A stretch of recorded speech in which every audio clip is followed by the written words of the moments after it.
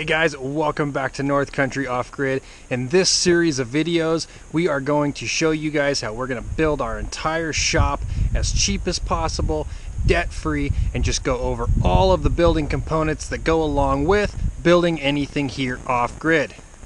We're going to be covering digging our holes, why we chose to go as deep as we did. We're going to be covering making our own beams and our own posts instead of buying them. We're also going to be covering treating our own wood. Instead of going out and buying treated wood, which is very expensive, I'm going to show you guys methods on how to treat your own wood that are going to just be as efficient as if you went and bought treated lumber. North Country, we're living off the grid. North Country, just like our grandpas did.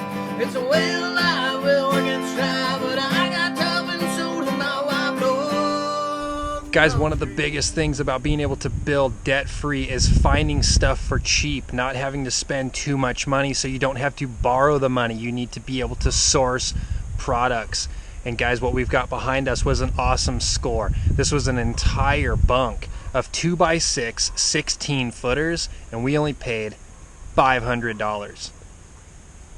If you know material and you know the math, this is close to $1,800, close to $2,000 worth of lumber right here. Now, some of it's a little bit weathered and some of it's a little bit twisted, but most of it is straight as can be. And although it's dirty looking, it's still structurally as good as something brand new. It's got a little weathering, which is okay. It's going to be put underneath the barn, so it's never going to get weathered on again if we do our job and properly keep it from getting any moisture. These kinds of deals don't come around all that often, and they can be very hard to find. In fact, this is the best score on lumber I've ever gotten. Now, it wasn't free, and free beats everything, but it was a situation where one of Shelby's clients was moving. He needed to get rid of this lumber. He didn't want it, and he didn't need it. Now, he got a good deal on this stuff, so he was okay with giving me a great deal on it as well. So $500 for a thing of lumber, an entire bunk, that is an unbelievable deal. Now, being able to find this stuff super cheap, that is key to not having to borrow money. I didn't have to spend $2,000 on the lumber for the barn. I'm only into it for $500, and that's all the money that I've spent so far, and I'll show you the rest of it as we move on. When you start buying beams and you start buying posts, the money starts to add up. And unfortunately, my mill will not mill 16-footers. So these are the 2x6 16s that we got for $500. And instead of going out and buying our posts and buying our beams, we're gonna make our own. And I'll show you the process of how we're making our own. The biggest key to making your own, guys, is making sure that you're attaching them together well, and you're making sure that they're straight. You need to find 3 straight pieces, keep them straight, get them all attached together, and you're ready to go. Guys, the only thing worse about buying dimensional lumber and watching your budget slowly diminish is buying treated dimensional lumber. Now, the process of treating your wood makes your wood so much more expensive. So why not do it yourself? So as you can see, guys, with these posts that we've got done already, they've already got stuff all over them. And I'm going to show you guys throughout the process what we did here and what chemicals we used.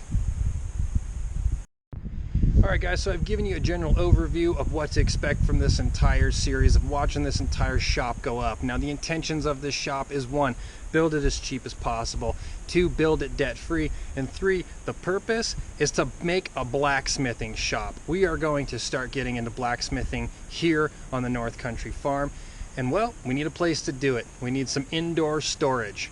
Now, our biggest expenditure on this building is going to be the roofing metal, the siding material. Now, I have metal. It's got a bunch of holes in it. We also got it for extremely cheap. We've used it for other projects around the house, around the farm, including our tiny house and some outbuildings as well. And I've got a bunch of it. I don't know if I have enough to go all the way around it, but we can still put it to use.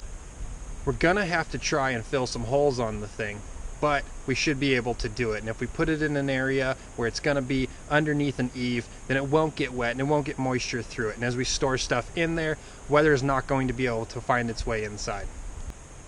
Guys, we're going to get started on this thing and start building it If you guys would like to join the entire process, please make sure you subscribe, hit that little bell icon, and that will notify you anytime we come out with a new video.